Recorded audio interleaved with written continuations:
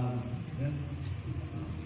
Muitas da palavra, nossos corações que é poderosa, e que não passa, né? Que não falha, mas que permanece sendo a palavra de Deus, de geração a geração.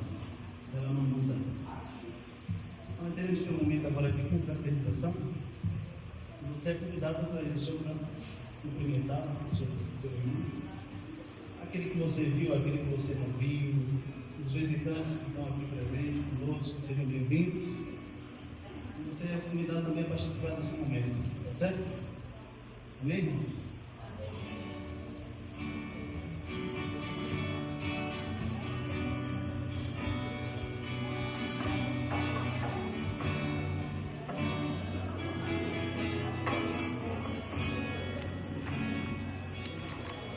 Minha alma tem tua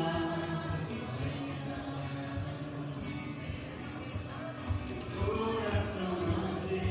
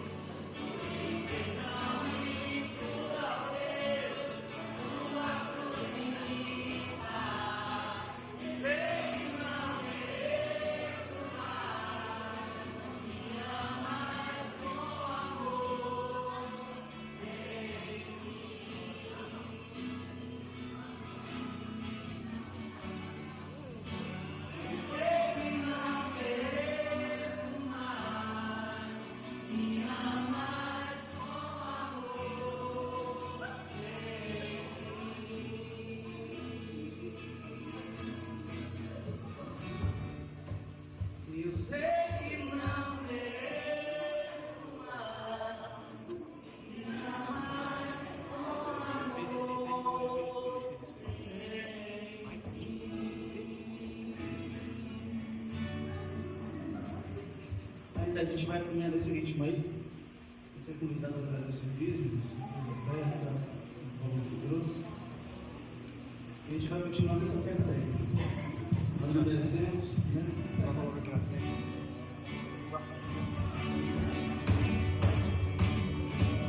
Uma forte mão, guarda os meus dias, mesmo sem viver, eu pertenço a ti, eu perdão e cura, Deus, tua cruz me limpa.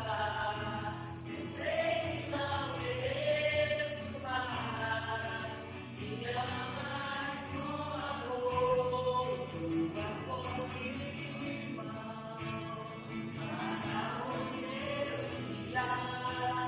mesmo sem viver, eu pertenço a ti, eu perdão e cura, Deus, tua cruz me limpa. Eu sei que não mereço mais, me amas com amor sem fim.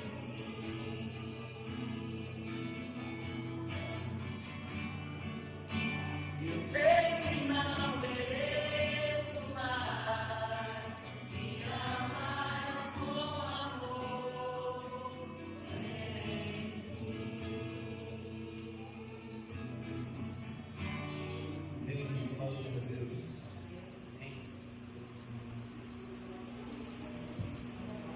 Padre, Senhor Deus, Pai, muito obrigado, Senhor, por cada um que deu o dízimo, Senhor. Obrigado por cada um que dizimou aqui, Senhor, que a gente possa estar mais vezes dizimando, Senhor, para alegria ao Senhor. Para a honra e glória do seu nome, meu Deus, que a gente possa estar dizimando, meu Deus, para ajudar na obra do reino, Senhor. Em nome de Jesus, meu Deus, Senhor, queima o orgulho do nosso coração, meu Deus, para cada vez mais, Senhor, Deus, a gente possa ter a humildade, meu Deus, de dizimar, Senhor, que a gente não venha aqui à frente com orgulho, meu Deus, para querer se mostrar com Deus para dizimar, meu Deus, mas que não faça isso com alegria, meu Deus. Em nome de Jesus, Senhor. Amém. Cadê as crianças?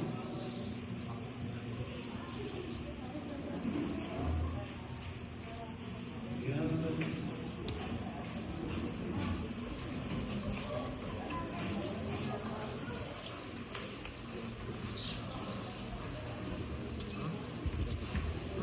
Não sei. Minuto lá. Você tem minuto. Senhor Deus, nós te bendizemos e oramos, gratos ao Senhor, por esse momento que nós já passamos diante da tua presença, Deus. Nós sentimos, ó Pai, a tua presença em nós. Como é maravilhoso sabermos que nós não estamos sozinhos, mas que o Senhor cuida de cada um de nós. Obrigado pelo privilégio de podermos cultuar o Senhor de portas abertas. Privilégio esse que nós temos, mas ao mesmo tempo entristece o nosso coração, tal privilégio que por vezes nós não aproveitarmos.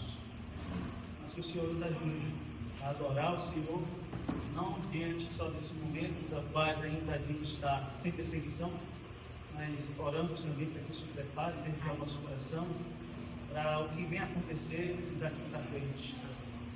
E oramos especialmente pela vida dessas crianças que são futuro da nossa igreja e de outras igrejas que estão espalhadas por esse mundo.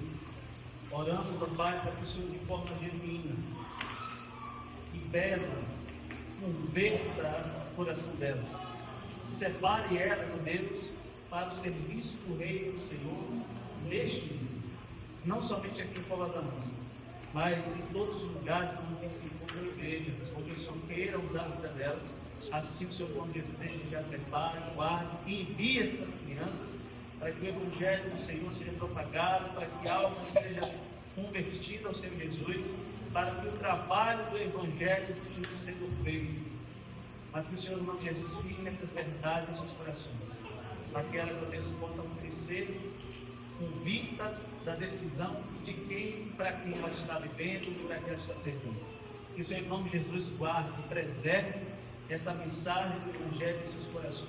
Converte, ó Deus, em nome de Jesus. E oramos também pela vida das professoras, que o Senhor continue capacitando, instruindo seus corações na dedicação, no ensino da palavra do Senhor para a vida dessas crianças. Que elas possam fazer isso com um olhar, não para aqui e agora, mas para o futuro, em ver crianças sendo desde já convertida mediante o ensino da palavra do Senhor. E isso é um trabalho árduo, mas que é valioso e vale a pena fazer. Que o Senhor não nos dê alegria aos seus corações. Assim nós oramos a Ti em nome de Cristo Jesus. Amém. Venha para agora. Tá?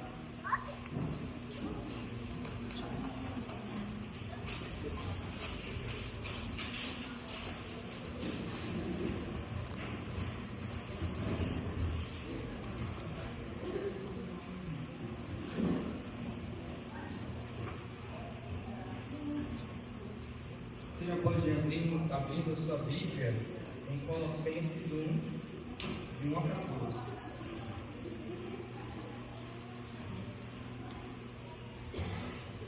Colossenses 1, de 1 a 14.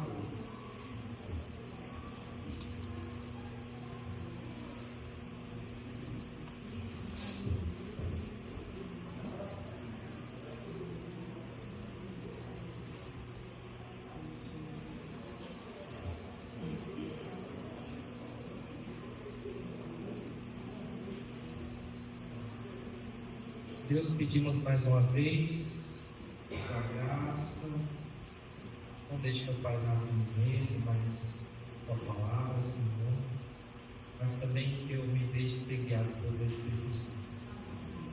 E muitas vezes é a gente que entende.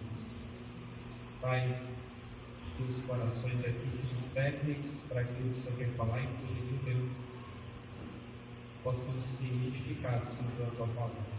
Em nome de Jesus. A conversão verdadeira é sempre marcada por grande impacto. Tem algumas pessoas que não se convertem de verdade. É convencido, né? Mas tem outras que se convertem de verdade. É aquilo que a palavra diz que é nascer de novo. É ter um transplante de coração espiritual, né? Ter um coração transformado. Deixar de ter um coração de pedra e passar a ter um coração de carne. Deixar aqueles desejos passados de aproveitar esse mundo, de aproveitar essa vida o máximo que puder. E agora, ter o desejo de, na verdade, buscar a Deus, conhecer a Deus, glorificar a Deus. Esse é o verdadeiro convertido. Aquele que agora passa a odiar o pecado e amar a Cristo Jesus. A nossa vida muda completamente quando a gente se converte de verdade. Completamente. Amizades mudam, rotinas mudam, hábitos mudam, tudo muda. Não tem como alguém não entregar a vida para Cristo de verdade e não ter uma mudança de fato na sua vida, no seu dia a dia, na prática. Não tem como. Mas até com quem se converte de verdade, com o tempo pode acontecer de se acostumar. É impressionante como nós, seres humanos, nos acostumamos com qualquer coisa. Você compra um celular novo, primeira vez que ele cai no chão, parece que você tem um ataque cardíaco, meu Deus, no celular. Deixa eu ver aqui se trincou a tela. Mas depois de 30 vezes que ele caiu, você até deseja que ele quebre mesmo, e você já quer comprar outro mesmo. A gente tem o poder de um jeito de se acostumar com tudo, e infelizmente a gente se acostuma até com a nossa vida cristã.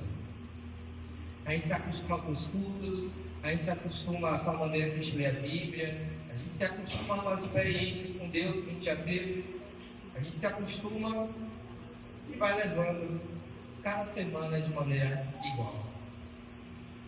E aí muitas vezes a gente, em certos momentos que a gente ouve uma pregação impactante, a gente é chacoalhado de uma maneira, numa situação difícil, enfim, a gente chega a se perguntar, né? Por que eu mudei? O que foi que mudou em mim? Cadê aquela paixão do início? Cadê aquele fortalecimento? Aquela ousadia? Aquela fé forte que eu tinha como no início da minha conversa? Eu me lembro que eu tive uma crise dessa e não faz muito tempo, acho que foi esse ano ainda. Eu estava indo pregar numa igreja, eu estava indo de carro sozinho e viajando, 1 hora para ir, 1 hora para voltar. E eu fui a viagem toda com uma só pergunta na minha mente: o que fazer se eu tivesse uma única coisa que eu deveria fazer para acender a minha vida cristã de novo? O que seria? Uma coisa só que eu pudesse focar, só uma coisa, sabe? Sem essa coisa de regras, de estratégias para ser um crente melhor, um crente forte. Se eu tivesse que focar só em uma coisa para eu poder crescer na minha fé, crescer como cristão, o que seria isso? E eu fui a viagem toda de ida pensando, e na viagem toda de volta pensando também, o que seria essa única coisa? E em 2 horas eu não cheguei numa resposta. Em 2 horas eu não cheguei em uma conclusão. Mas a resposta não veio naquela época. Eu acho que ela está vindo ainda. Eu não sei se ela já veio. Mas eu estou começando a entender, e principalmente através desse texto também que a gente vai perceber, que a gente não deve se alegrar somente com a nossa conversão, mas o crente ele deve crescer no conhecimento de Deus até a morte. Parece que é o conhecimento de Deus, a gente se aprofundar no conhecimento de Deus, que muda tudo na nossa vida cristã, e que todo o resto vem por reboque, vem atrás. Então, vamos para o texto, vamos conhecer isso aí que o texto quer nos ensinar. Mas antes da gente ir para esse texto de Colossenses 1 a 14, eu preciso te dar 4 informações para você poder compreender melhor esse texto. O que é que estava acontecendo? Primeira coisa, se você olhar os versículos 1 e 2 do texto bíblico, você vai ver que diz o seguinte: Paulo, apóstolo de Cristo Jesus, pela vontade de Deus, e o irmão Timóteo, aos santos e fiéis irmãos em Cristo que estão em Colossos, que a graça e a paz de Deus, nosso Pai, estejam com vocês. Primeira informação que a gente precisa entender para compreender melhor o que a gente vai aprender essa noite é que Paulo ele era apóstolo, mas nunca viu os colossenses. Ele nunca foi na cidade de Colossos. Ele nunca viu pessoalmente, sabe? É como se Paulo nunca tivesse vindo aqui em Cova da Onça, mas ele manda uma carta para a gente porque ele ouviu falar da gente. E além disso, Paulo estava preso por receber essa carta. Segunda informação que você precisa para entender melhor o texto é que tem um camarada chamado Epáfras, que ele era servo de Cristo, que foi ele que falou de Jesus para os colossenses, fundou essa igreja e foi pastor dos colossenses, certo? Terceira informação que a gente precisa saber é que Epáfras contou para Paulo, ele foi até Paulo em Roma quando ele estava preso, e contou para Paulo sobre essa conversão dos colossenses. Foi Epáfras que mostrou para Paulo que existia essa igreja em Colossos. E também Epáfras foi pedir alguns conselhos, porque tinha alguns ensinos problemáticos rondando na igreja dos colossenses, querendo afastar de Cristo. Lembra do domingo passado? E a última informação que você precisa saber é que Paulo ele vai louvar a Deus pela conversão dos colossenses, mas também vai encorajar os colossenses a rejeitar tudo que os afaste de Cristo Jesus e que os impeça de conhecer mais Jesus. Tudo que Paulo deseja é que os colossenses continuem a crescer em Cristo. Crescer em Cristo. Não necessariamente um conhecimento novo de Cristo, mas muitas vezes se aprofundar no conhecimento que já tem de Cristo. Trazer o conhecimento que está aqui na cabeça para o coração, para a alma, para a identidade da gente. Assim como os colossenses foram salvos, eles precisam continuar crescendo. E Paulo vai começar aqui, a partir do versículo 3, agradecendo a Deus pela salvação. Esse é o primeiro ponto do nosso texto. Paulo vai agradecer pela conversão que frutifica. E eu quero ler com você agora os versículos de 3 a 8, porque 1 e 2 aí já leu. Versículo 3: dando sempre graças a Deus, Pai de nosso Senhor Jesus Cristo, quando oramos por vocês, desde que ouvimos da fé que vocês têm em Cristo Jesus e do amor que vocês têm por todos os santos, por causa da esperança que está guardada para vocês nos céus.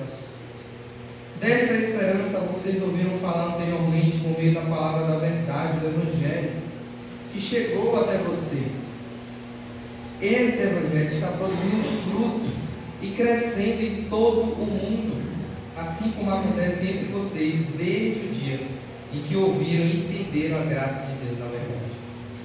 Isso vocês aprenderam de Epáfras, nosso amado conservo, e em relação a vocês, fiel ministro de Cristo, o qual também nos contou do amor que vocês têm no Espírito.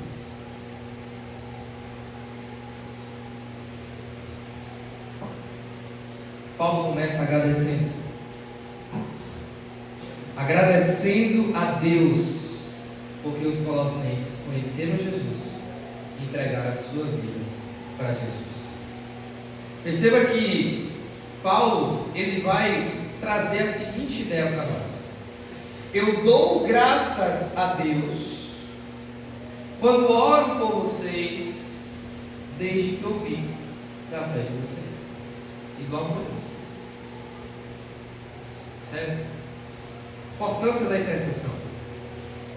Paulo agradece pela fé em Cristo e o amor que eles têm por todos os santos. E ele fala: por causa da esperança que está guardada para vocês nos céus. Ou seja, Paulo agradece a Deus por duas coisas. Quais são? Fé e amor dos colossenses. Essa fé e esse amor dos colossenses é o que prova e é o que vai levar os colossenses à esperança. Qual a esperança? A palavra esperança entende-se também de esperar. Pelo que o crente espera? Pelos céus. É isso que Paulo está dizendo. A fé e o amor que vocês têm demonstrado garantem, prova que vocês são herdeiros dos céus. É essa a esperança. Vocês vão ter essa esperança. Por isso que eu estou agradecendo a Deus.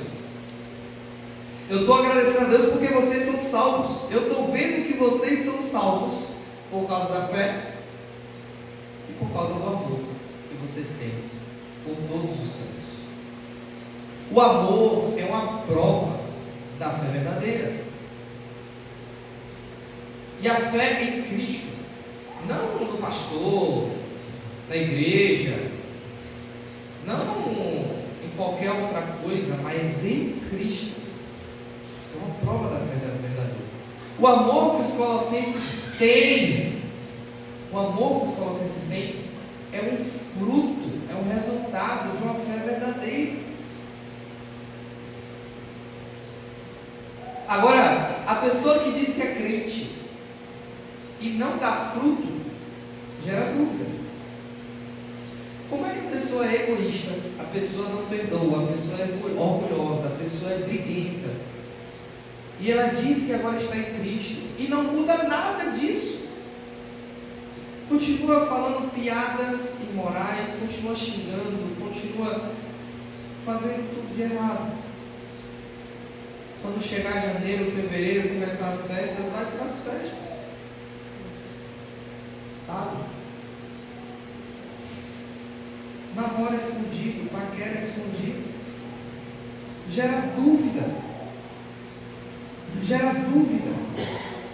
Paulo agradece a Deus porque os colossenses são herdeiros da esperança dos céus, porque tem amor acontecendo no coração deles. É um fruto da fé verdadeira. Interessante, meus irmãos, que esse amor dos colossenses é por todos os santos, de todos os lugares, todos que eles conhecem. E eles expressavam esse amor, se você olhar o capítulo 4, versículo 2 a 4, eles expressam esse amor por todos os santos, orando por eles e se importando por eles. Percebe como a fé deles gera frutos, gera atitudes, sabe? Outra coisa que eu quero chamar sua atenção nisso aqui é que Paulo está preso e ele está agradecendo. Como é que um homem está preso e ele está intercedendo por outras pessoas e ainda louvando e agradecendo a Deus? Parece que muito da nossa falta de alegria em meio a situações difíceis é que a gente não se esforça para enxergar motivos de gratidão em nossas vidas. Como é difícil a gente enxergar motivos de gratidão em nossas vidas quando as coisas são difíceis. E parece, irmãos, que esse é um dos grandes motivos da gente não ter alegria nos momentos difíceis. A gente tem a tendência de que se um copo está cheio de água pela metade, a gente sempre fala, está faltando água, em vez de dizer, olha como já está metade do copo cheio. A gente sempre tem a tendência de olhar o que falta. Pense comigo, você tem um parente ou um familiar que está doente, que está com risco de vida, ou então que chegou à morte. A gente sempre tem a tendência a olhar a morte, a perca, aquilo que deixou de fazer, aquilo que poderia ter feito. Mas a gente tem uma dificuldade imensa de, nesse momento, agradecer a Deus. Senhor, obrigado. Porque muita gente não teve o privilégio de ter um pai, de uma mãe, de um primo, de um amigo, de um irmão, e eu tive. Obrigado porque, eu sei, eu queria dizer eu te amo lá no leito de TI, mas eu falei eu te amo muitas vezes. Obrigado porque talvez não viu a neta casar, o filho casar, mas viu nascer, mas viu a infância, sabe? Tá bom, eu não vivi tudo que eu queria viver com essa pessoa que eu amava, mas poxa, eu tinha um relacionamento bom com ela. Eu pedi perdão quando eu deveria, ou não deveria. Ou mesmo que partiu sem ter tido uma conciliação, mas quantos momentos bons não vivemos? Sabe?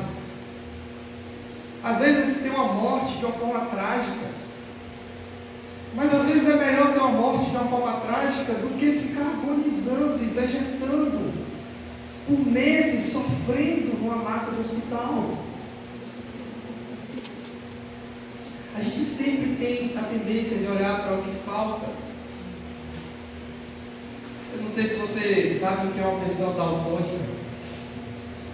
Pessoa daltônica é aquela que tem uma dificuldade no corpo dela, que ela nunca consegue enxergar as cores exatamente do jeito que é. Então ela sempre vai ver o vermelho meio escuro, o verde meio escuro. E se você pudesse ver a alegria que é de alguém daltônico, poder usar um óculos especial e pela primeira vez conseguir ver o vermelho do jeito que o vermelho é. Ver que a rosa é vermelha. Ver que o arco-íris é daquelas cores. A gente vê rosas todos os dias, a gente vê arco-íris todos os dias. A gente até tem vestidos vermelhos e camisas vermelhas, mas uma pessoa daltônica nunca viu isso. Se você soubesse a alegria que é para ela a primeira vez ver isso. Se você visse a alegria de um homem chamado Bradley Ford, que tem a doença de esclerose lateral amiotrófica, ele não fala há anos, ele não se mexe há anos. O corpo dele se definha a cada dia que passa. Ele não consegue mais se comunicar com a família. E agora colocaram um chip, conseguiram colocar um um chip no cérebro dele, e ele consegue digitar no computador pelos pensamentos. Você precisava ver no vídeo a alegria dele de poder se comunicar com a família, se comunicar na internet e acessar a internet pelos pensamentos. E a gente tem uma boca, a gente tem um cérebro, a gente tem mãos. Se quiser escrever, a gente escreve. Se a gente quiser falar, fala. Se quiser digitar, digita. E ele não podia fazer nada disso. Se você pudesse ver a alegria de Rosalvo e Ginaldo, ovelhas queridas em Valência. Ginaldo já teve, acho que mais de 4 AVCs ou 5 AVCs. Há 8 anos, deitada numa cama, numa casa quente, seu marido de 80 anos, sofrendo para poder cuidar dela. E quando a gente ia levar a ceia na casa dela, eu perdi as contas de quantas vezes ela agradecia a Deus por poder tomar a ceia. E você está aqui, vai poder tomar a ceia aqui essa noite. E você vê com suas próprias pernas. Talvez você nunca teve um AVC. Você vai poder participar assim, olhando para o rosto do seu irmão, olhando para o rosto do seu familiar.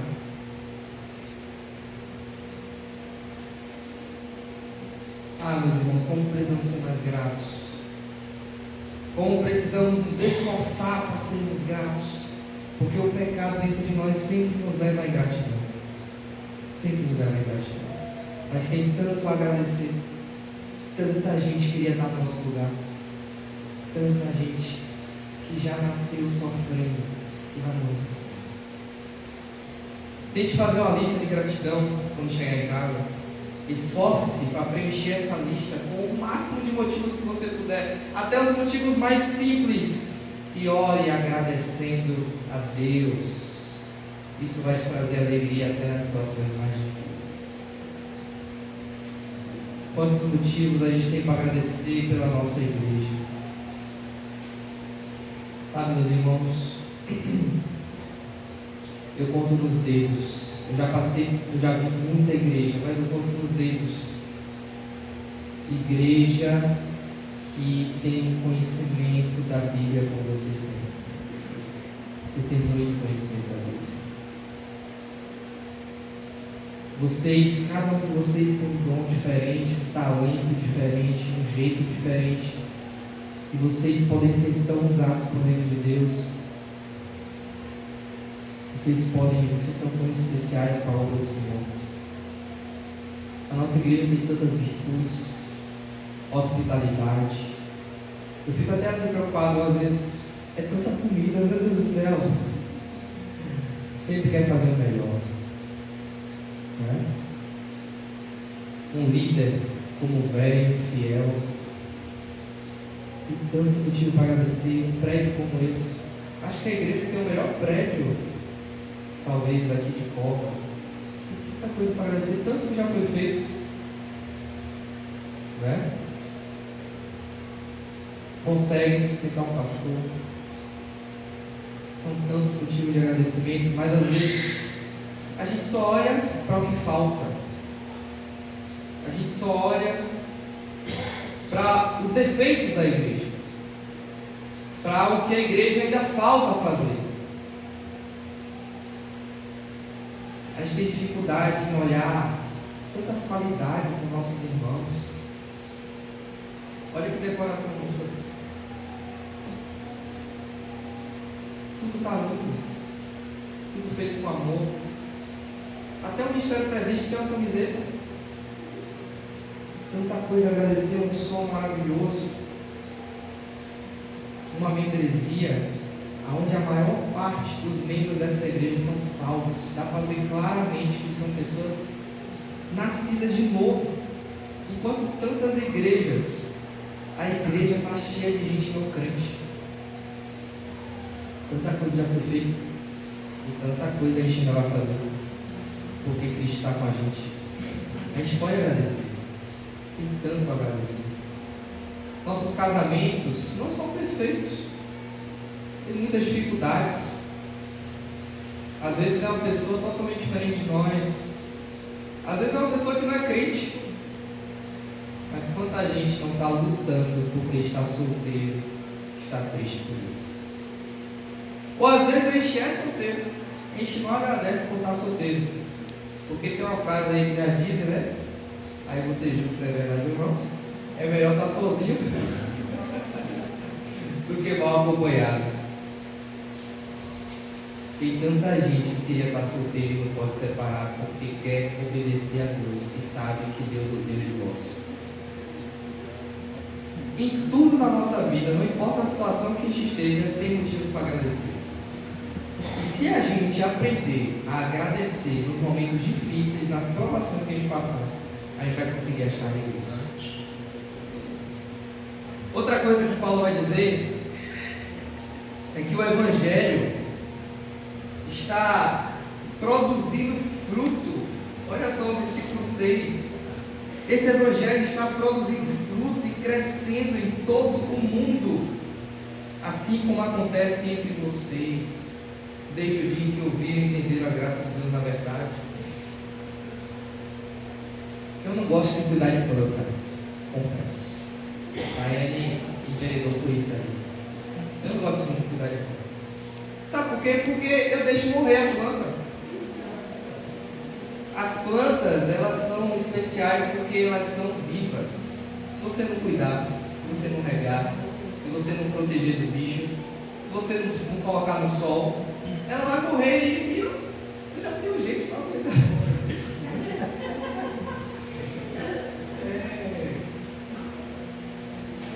Então eu deixo as plantas morrerem. Mas quando alguém cuida de planta, eu admiro quem cuida de planta. Ela fica linda, a planta dá fruto, a planta cresce. E Paulo está dizendo que o Evangelho, ele naquele momento estava produzindo fruto e crescendo no mundo inteiro, inclusive para os colossenses. A gente percebe, meus irmãos, que o Evangelho é algo vivo.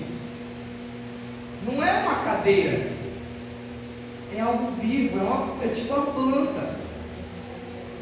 A igreja firmada no Evangelho, a igreja encharcada do Evangelho, a igreja é viva, é feita de pessoas, é viva, ela é baseada no Evangelho.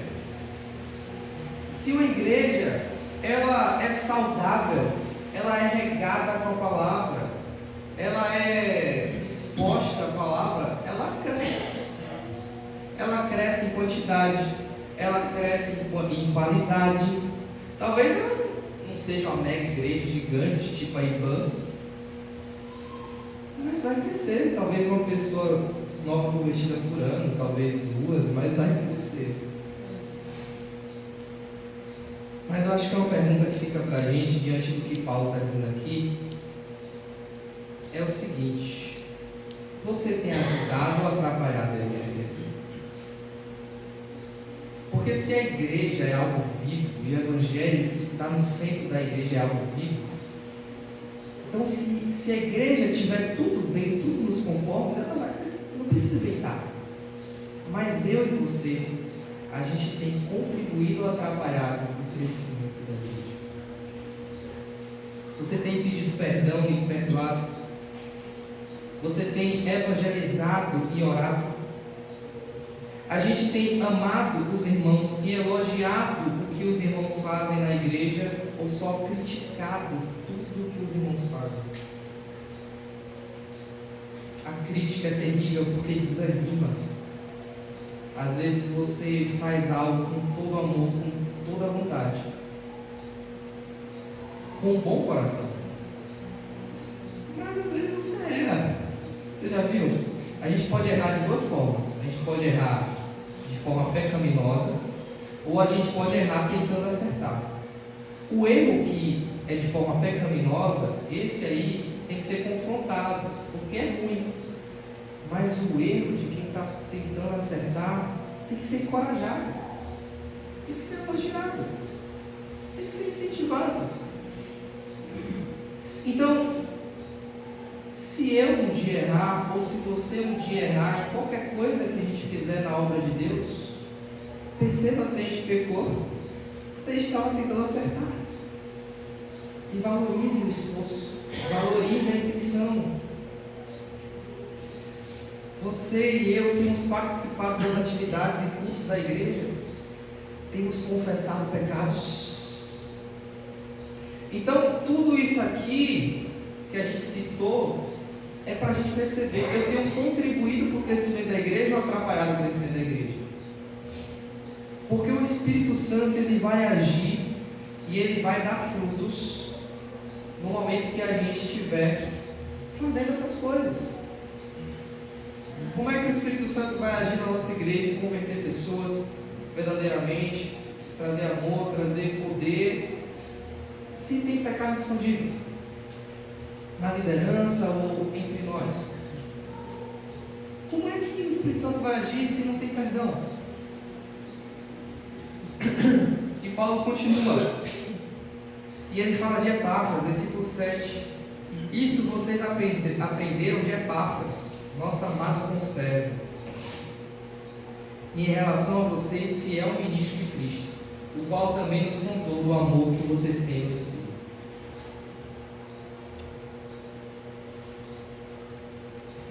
Perceba que Paulo, ele fala que Epáfras é seu conservo. O que é um conservo? Conservo é alguém que é servo como você, no caso de Cristo, e ele está trabalhando ao seu lado para servir o seu Senhor. Ele é conservo. Então Paulo está dizendo: Epáfras é o meu colega de ministério, a gente serve a Cristo. Mas em relação a vocês, igreja, em relação a vocês, colossenses, ele não é conservo. Ele é fiel ministro de Cristo. É diferente. Para mim, colega de ministério, mas para vocês, fiel ministro de Cristo. Por que a gente está enfatizando isso? Porque a gente vive numa geração onde todos nós, sem exceção, a gente tem a tendência de valorizar mais os pregadores famosos e os escritores famosos do que a liderança da nossa igreja.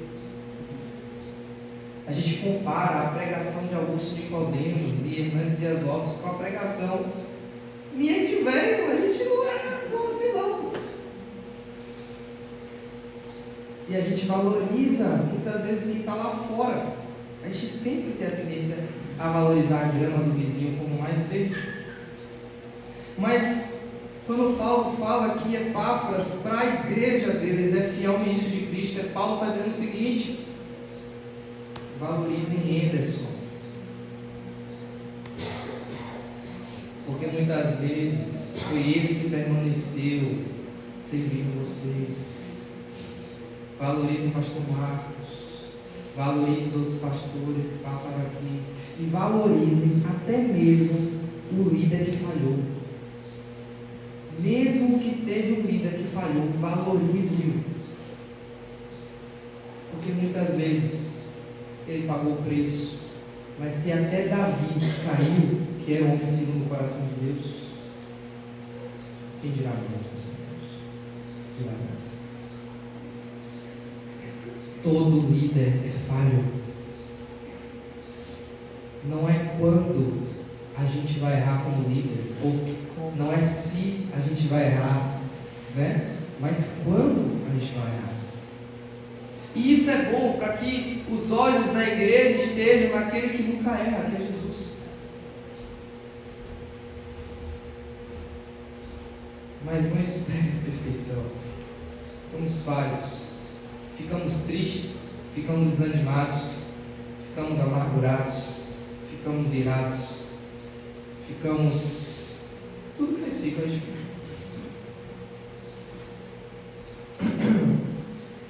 Então a gente percebe, meus irmãos, que Paulo, ele está preso, mas ele está orando. Orar e sem cessar. Paulo está agradecendo a Deus pela salvação dos colossenses. Mas a gente vai perceber agora, a partir do versículo 9, que Paulo, ele não só ora agradecendo pela conversão dos colossenses, mas ele vai orar para que os colossenses se firmem em Cristo. Por que é importante que Paulo vai orar para que os colossenses se firmem em Cristo? Porque você lembra da parábola do semeador? Na parábola do semeador, o diabo vai querer roubar o evangelho do coração da pessoa. A pessoa já quis aceitar o evangelho, mas o diabo vai tentar roubar. O mundo vai tentar roubar, as provações vai tentar roubar, a carne vai tentar roubar, tudo vai dificultar para você continuar em Cristo. Então Paulo, ele entende, não basta eu orar só para que alguém se converta, eu preciso orar para que essa pessoa não se desvie. Vamos ler versículos 9 a 14 nesse momento.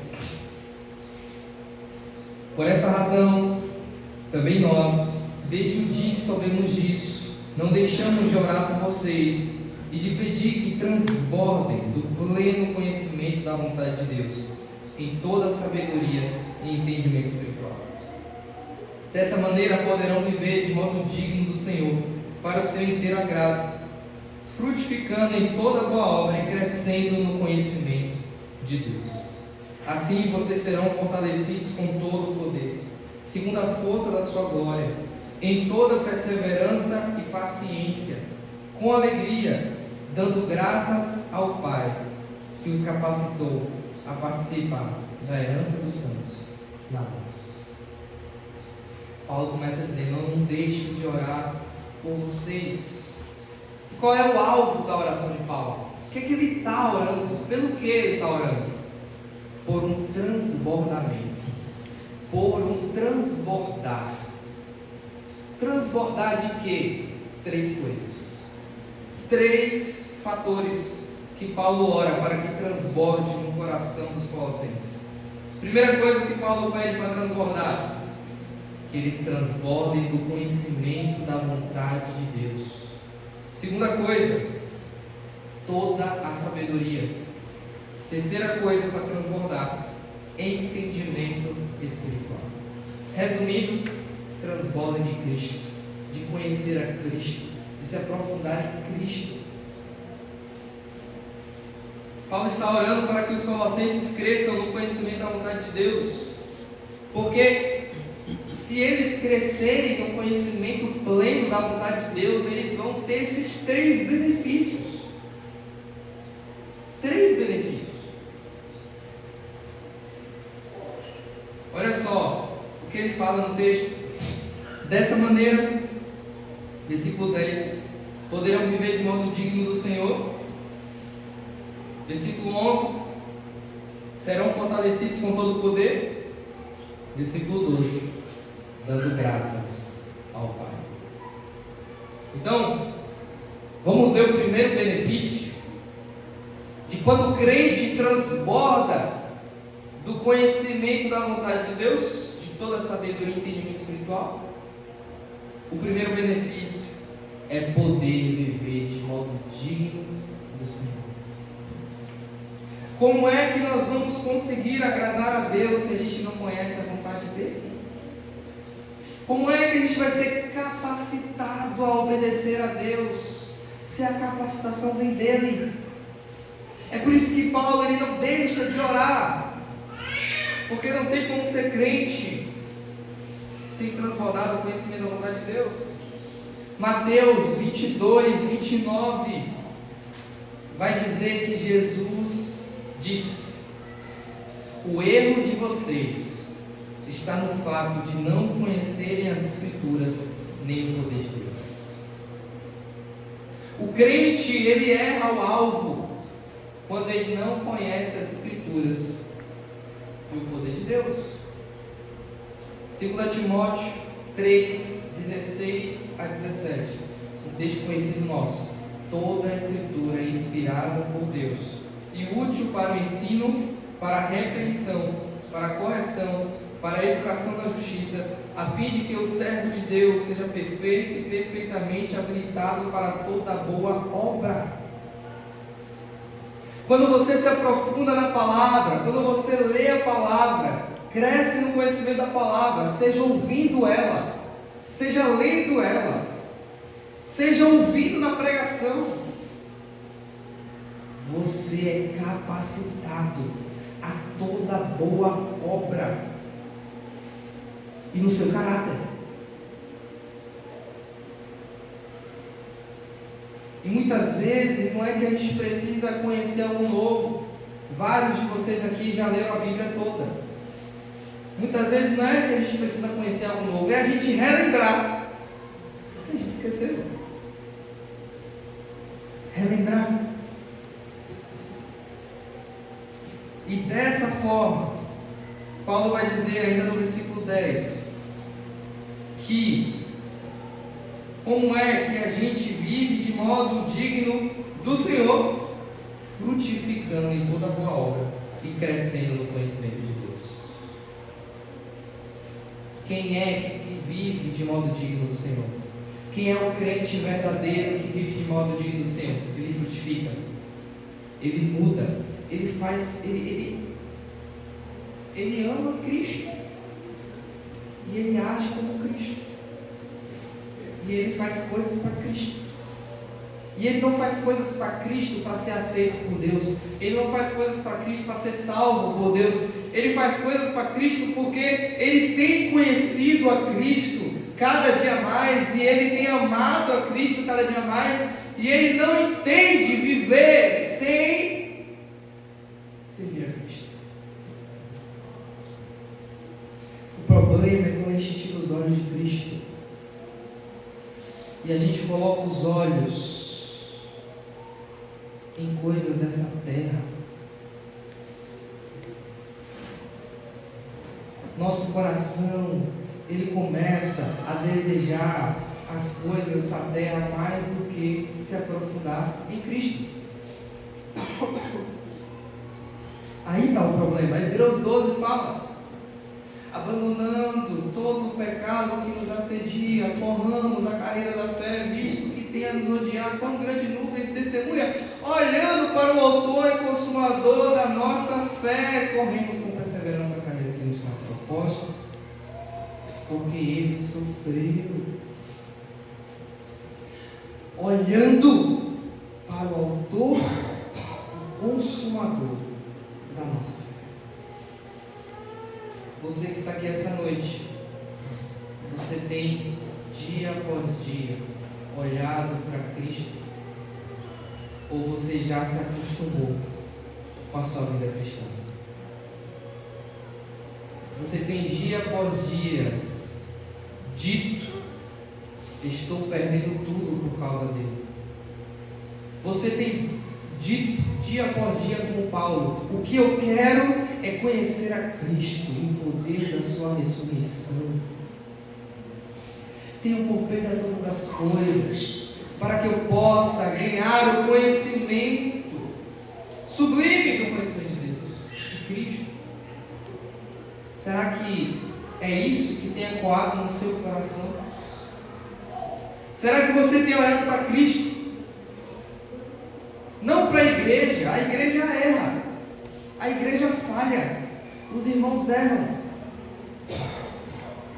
Sabe, não deixe de servir na igreja, não deixe de servir no reino de Deus, porque você recebe críticas.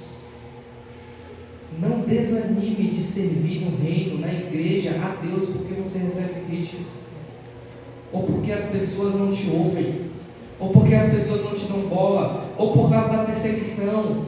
Olhe para Cristo, sempre para Ele. Olhe para Ele. Continue.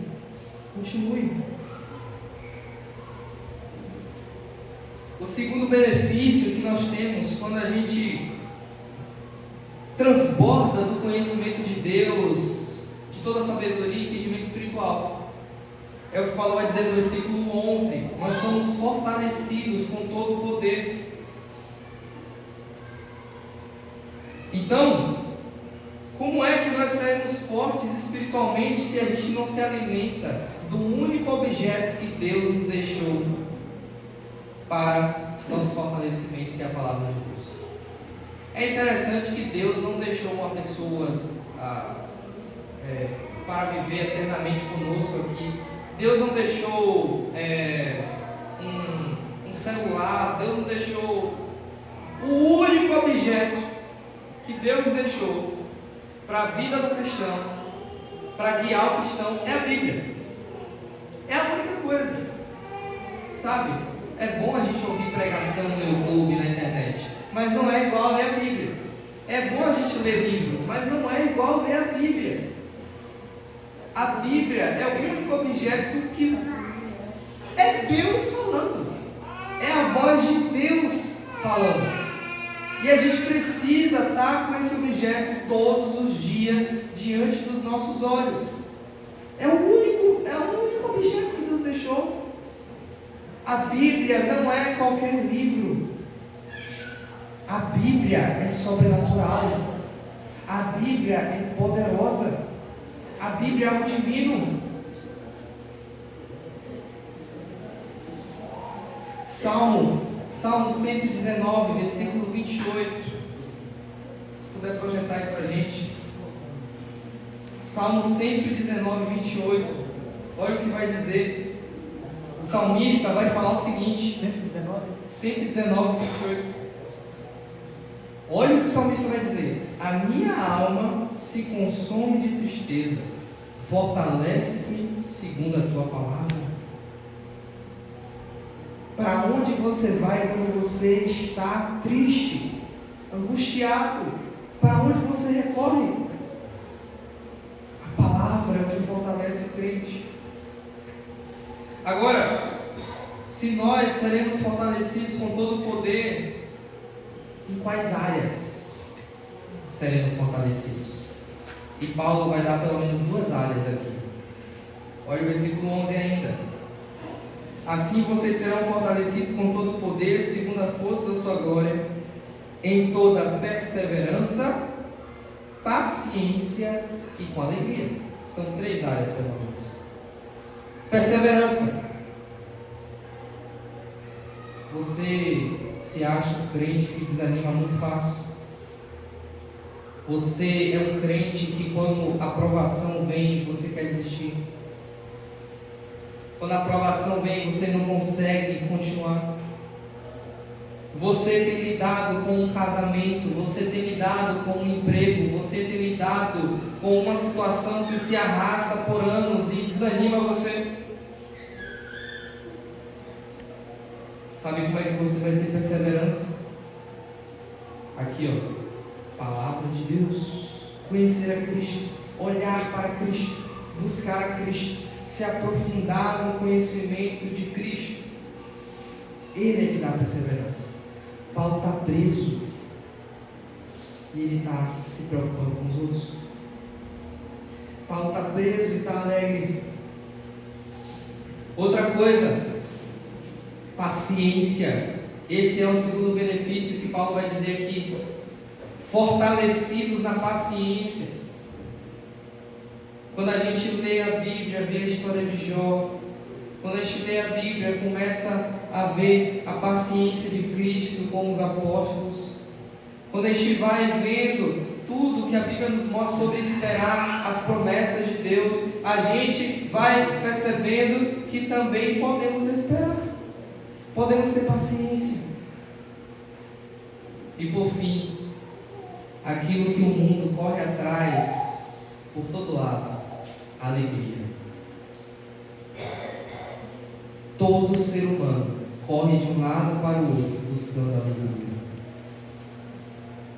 A gente busca alegria nas festas, na bebida, na cachaça, nas drogas, no sexo.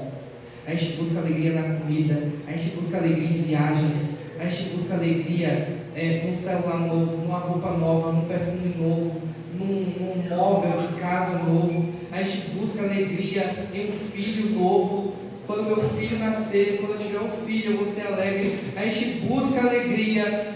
Quando eu casar, eu vou ser alegre. A gente busca alegria na aposentadoria. Quando eu finalmente me aposentar e aquele salário cair na minha conta, eu vou ser alegre. A gente busca alegria em todo lugar.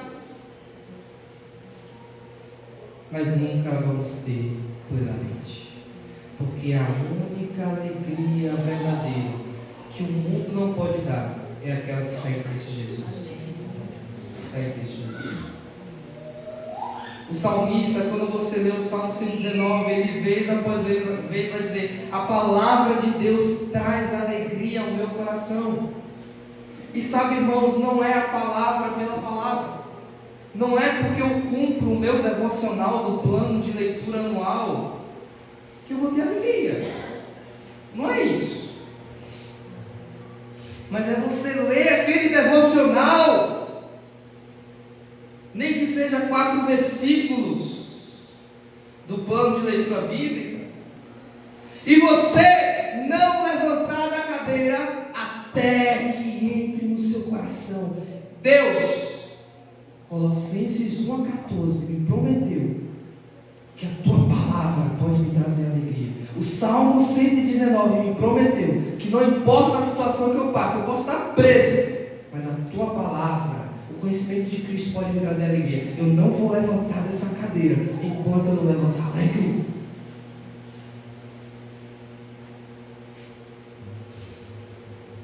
Não é ler a Bíblia como a água que passa por um cano e deságua, mas é ler a Bíblia como retendo tudo que ela fala, entrando na sua veia, entrando na sua alma, para que quando você sai do devocional, as pessoas saibam que você estava com Deus. Porque tem algo diferente. Você foi para o devocional triste, você foi para o devocional angustiado, ansioso, preocupado, e você voltou diferente.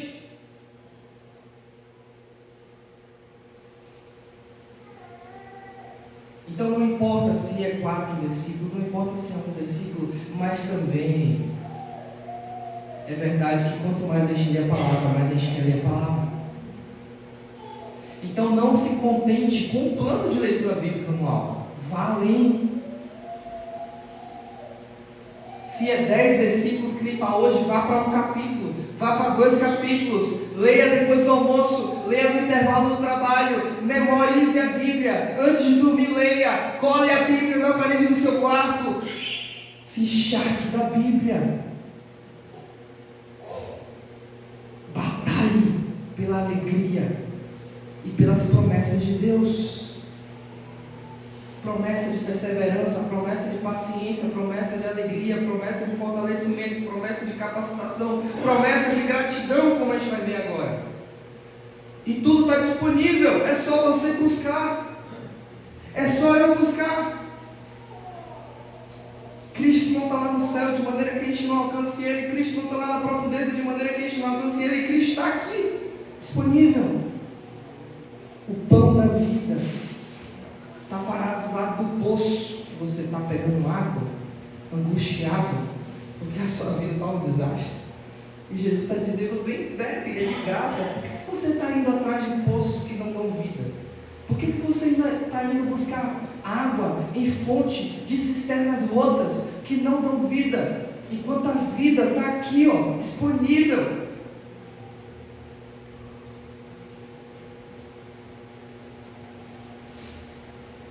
Cuidado com entretenimento, rede social, séries. Cuidado, o diabo quer distrair a gente. O diabo quer tirar nosso tempo com coisas supérfluas. Enquanto o pão da vida, a água da vida está aqui, ó, disponível. Pode vir, beba, compre quanto você quiser. Se esbalde da presença de Deus e tenha o que o mundo não pode dar. Até quando você vai viver a vida cristã morna? Essa é a questão que está aqui para a gente, sabe? E por fim, meus irmãos, o último benefício da gente transbordar do conhecimento de Deus, de toda sabedoria e entendimento espiritual, é gratidão. Olha o versículo 14. Versículo 12, desculpa. Dando graças ao Pai, que os capacitou a participar da herança dos santos na luz. Ele nos libertou do poder das trevas e nos transportou para o reino do seu Filho amado, em quem temos a redenção, a remissão dos pecados. Ou seja, o último benefício de nós transbordarmos. Perceba que não é só você fazer seu devocionalzinho costumeiro, é você transbordar de Cristo, sabe? É você se entristecer. Poxa, eu passei o dia hoje e eu estou indo dormir, passei o dia todo, estou indo dormir frio, vazio, não estou transbordando de Cristo, sabe? Quando você transborda desse conhecimento, você vai começar a meditar no fato de que Deus te tirou do lamaçal do pecado, Deus te tirou do reino das trevas e te transportou, te pegou de um lugar perdido, vazio, sem sentido, de tristeza e ilusão, e te tirou desse lugar e te colocou no reino de Cristo Jesus, te colocou em Cristo Jesus, te salvou, te remiu, te lavou, te tirou do pecado, te tirou do inferno e vai te levar para o céu. E quando você enche a sua mente, a sua alma desse conhecimento de Deus, você começa a sentir, não só saber que não vai para o inferno, você começa a sentir a salvação, você começa a sentir o perdão, você começa a sentir a transformação, e você agradece. Obrigado, obrigado. Pode vir o que vier, pode acontecer o que for, eu te agradeço, Senhor, pelo teu amor por mim, eu te agradeço, Senhor, pelo teu perdão, te agradeço pela tua misericórdia, te agradeço pela tua paciência, eu te agradeço porque mesmo sendo falho e pecador, o Senhor não desiste de mim, o Senhor não desiste do meu casamento, o Senhor não desiste da minha família, dos meus parentes, o Senhor é soberano sobre todas as coisas, o Senhor é tudo. A gratidão enche nosso coração, e essa é a paz que o mundo não consegue entender, porque é uma gratidão que vem de coisas espirituais. O mundo não pode tirar isso da gente. Concluindo, a grande ideia do nosso sermão é a seguinte, vamos ler todos juntos? Agradeça pela conversão que frutifica e ore pelo crescimento no conhecimento que capacita e fortalece. Vamos de novo todos juntos?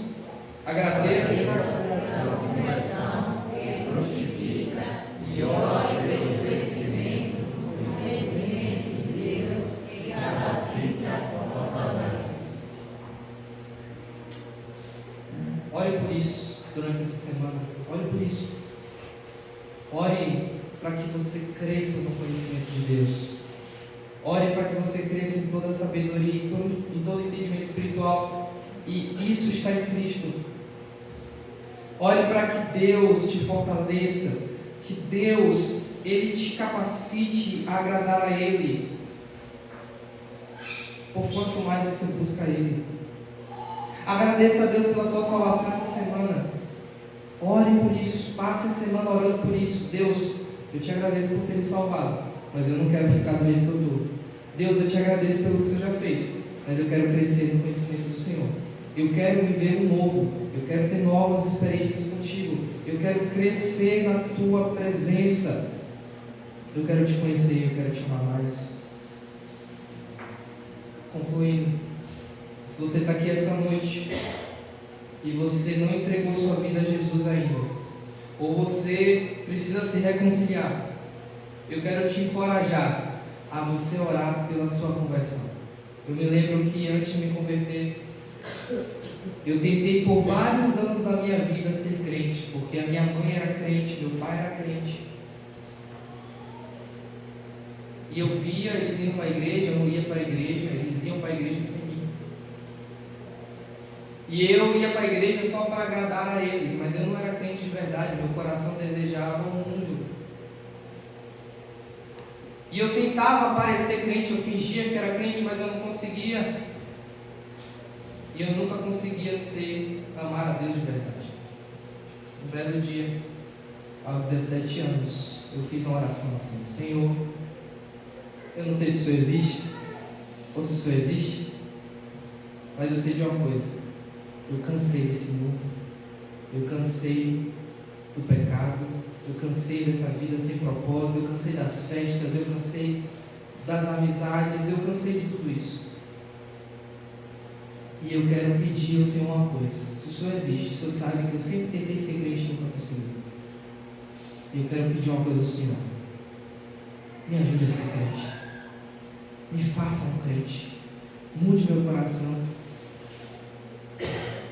Eu não quero ser crente de qualquer jeito. Eu quero que o Senhor transforme a mim de verdade. Que o Senhor transforme eu de verdade. Que eu te amo de verdade. E eu desisto. Eu não consigo mais tentar. Eu preciso que o Senhor faça isso. E depois daquela oração, no outro dia, quando eu abri os meus olhos, eu já senti o Espírito Santo trabalhando em mim. Eu já sentia Deus habitando em mim. Ore para que Deus converta seu coração. Ore para que Deus te salve. Confesse a Deus, você não é capaz. E peça para Ele te salvar. Outra coisa, não rejeite a salvação. Não rejeite. Perceba que o texto está dizendo que quando a gente conhece a Deus, há consequências. Coisas boas acontecem. Mas o que é que acontece quando a gente conhece a Deus e rejeita? E não quer? Coisas ruins acontecem. Lucas 12, 47 e 48 vai dizer que aquele servo que conheceu a vontade do seu Senhor e não se aprontou, nem fez a sua vontade, será punido com muitos açoites. Mas o servo que soube a vontade do seu Senhor, que não soube a vontade do seu Senhor, levará poucos açoites. Se você está aqui essa noite, você está sabendo que Jesus te aceita essa noite, do jeito que você está, e quer perdoar seus pecados, e que você pode ser salvo hoje mesmo, e você está aqui essa noite, e você não aceitar isso, você não entregar sua vida, saiba que no dia do julgamento final, diante de Deus, Deus vai ter mais misericórdia com aquela pessoa que nunca ouviu nada dele do que de você. Não faça isso. Entregue-se a Ele. E terceiro, continue vindo para os cultos. Você que não é crente, está desviado, não tem certeza, continue vindo para os cultos. Não pare de vir aos cultos. Satanás e o mundo vão querer te distrair, te impedir de vir para os cultos. Satanás vai inventar 1000 coisas para colocar no seu caminho para que você não venha no culto, mas venha no culto. Porque enquanto você está aqui, Deus está trabalhando no seu coração. Vamos orar? Ministério do Louvor, pode divulgar. Pai, obrigado pela tua palavra. Ó Deus, que seja de nós, Senhor. Senhor, fortalece a gente, a tua igreja. Fortalece-nos na tua palavra, Senhor.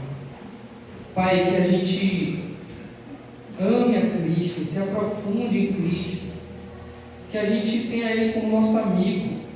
Ele está vivo. Que a gente se aprofunde no relacionamento com Ele. Que a gente tenha fome, que a gente busque, lute para crescer no conhecimento dEle. Mas também, Senhor, nos ajude a sempre sermos gratos ao Senhor. Sempre agradecer ao Senhor por tudo. Que a nossa igreja seja uma igreja grata. Uma igreja que cresce, pouco a pouco, na presença de Cristo Jesus. Que o Senhor nos abençoe, Pai. Esteja conosco em nome de Jesus.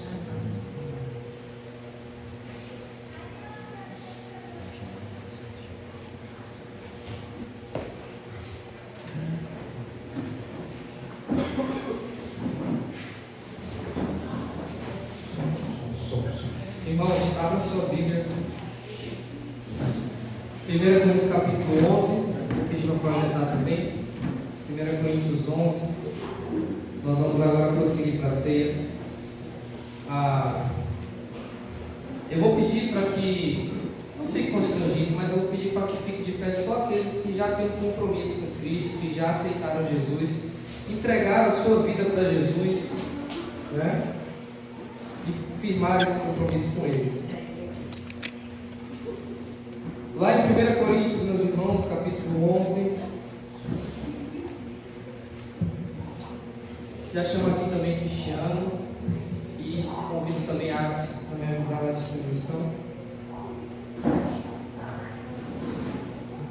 O apóstolo Paulo, ele vai dizer o seguinte, versículo 28, que cada um examine a si mesmo e assim coma do pão e beba do cálice.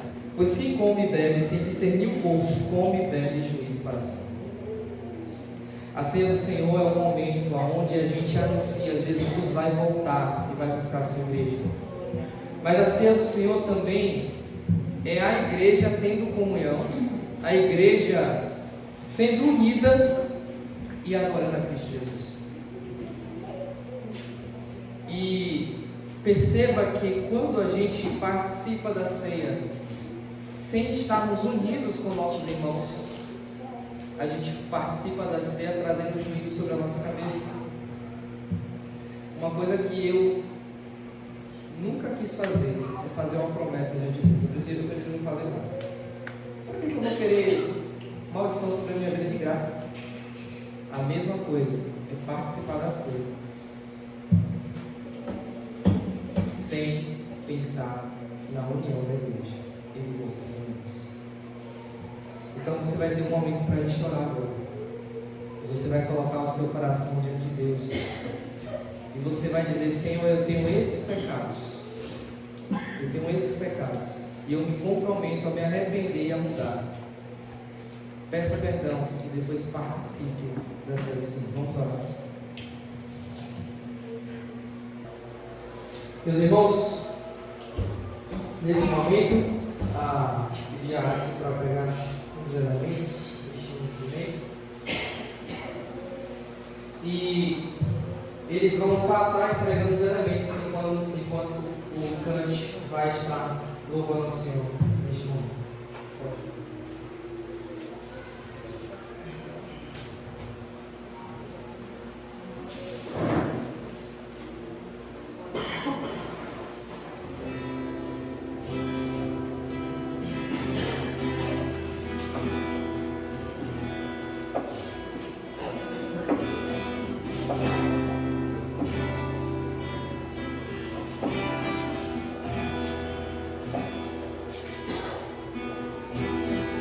Quem não tem as águas em suas mãos, quem daria conta cada grão, fala em reis e povos faz tremer. A criação se prostra a adorar. É o nosso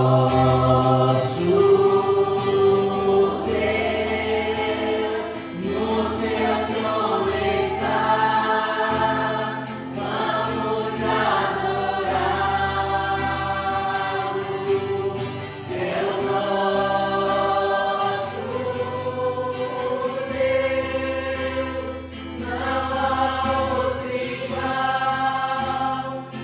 Vamos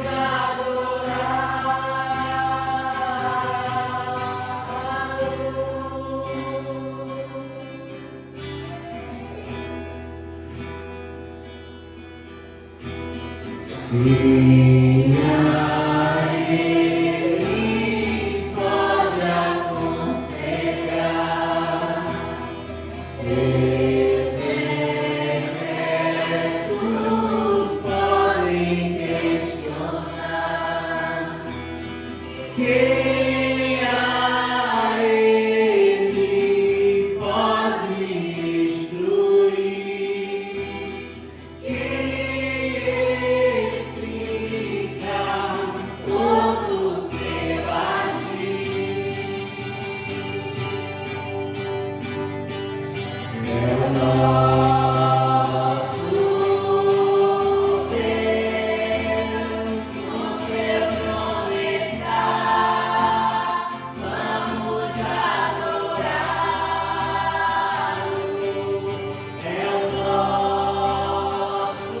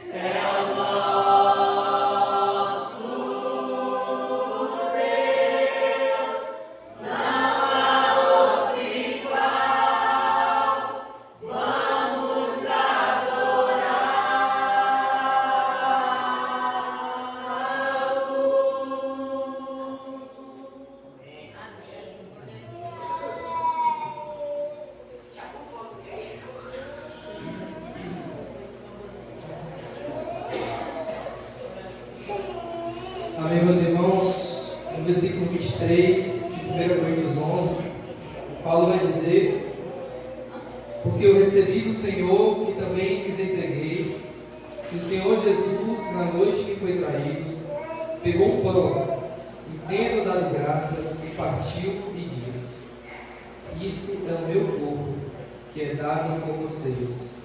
Façam isto em memória de mim.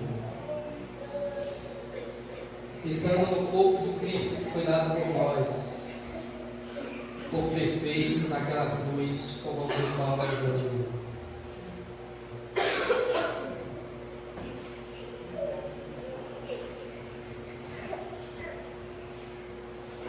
Soberano Deus, Senhor nosso Pai, Altíssimo, Todo-Poderoso, eis-me aqui o teu povo, Senhor. Crendo nessas palavras do Senhor, que Cristo é o pão da vida, Senhor. E Ele era o verbo que deve se fez carne entre nós, para que nos levasse sobre Ele nossos pecados. Sofrendo em nosso lugar, levando os nossos pecados sobre Ele, se fez demolição em nosso lugar e morrendo em nosso lugar, para que todos que nele creem não pereçam, Senhor, mas tenham vida eterna. Obrigado por esse pão da vida, Senhor, porque antes a gente sentia fome pelas coisas do mundo, mas hoje nós não temos isso, Senhor. Nossa fome foi saciada no teu Filho amado Jesus. Nosso ser está cheio das coisas celestiais do Senhor, porque vivemos pelo Senhor. Hoje estamos com Cristo, nos redimido, limpado e purificado no sangue de Jesus. Obrigado, Senhor, por esse pão da vida que é o Senhor Jesus em nossas vidas. E se fez a palavra, e a palavra hoje nos alimenta a cada dia que nós temos em nossas mãos. Lemos e vivemos elas. Assim te agradece, Senhor, por tudo, por este momento, por toda a bondade do Senhor, por tudo que o Senhor já fez e está fazendo em nossas vidas, pelo teu amor, pela misericórdia e pela graça, através do teu Filho amado Jesus, que nos dá o que não merecemos, Senhor, mas nos dá aquilo que nós precisamos, que é a salvação em Cristo Jesus. Então, obrigado, Senhor. Louvado seja o teu nome, em nome de Jesus. Depois, no versículo 25, Paulo vai dizer: do mesmo modo, depois da ceia, pegou também um cálice, dizendo: este cálice é a nova aliança no meu sangue. Façam isso todas as vezes que beberem em memória de mim. Porque todas as vezes que comerem este pão e beberem o cálice, vocês anunciam a morte do Senhor até que ele venha. Tomamos o cálice, esperando a volta do Senhor Jesus Cristo.